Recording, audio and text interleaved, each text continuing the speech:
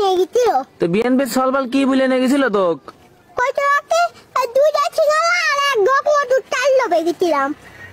এই দুইটা সিঙ্গারা আর এক ঢোক মজো দিবি নি তার লোভে গেছিলি? হ্যাঁ। তো তুই কোন দল সাপোর্ট করিস? আর্জেন্টিনা।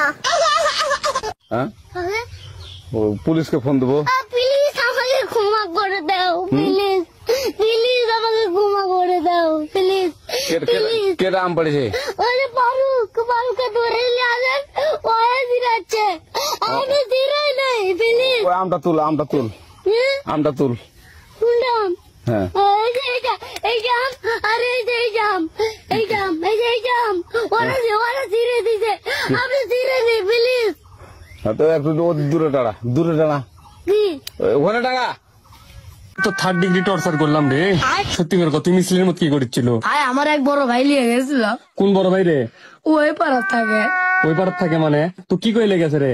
আমার কষে 2টা সিঙ্গারা দেবো, এক ডগ 7 আপ দেবো আর 200 টাকা দিবে ওই। হাই রে, এখন তুই সত্যি করে তুই বিএনপি না আওয়ামী লীগ ক? আমি ব্রাজিল।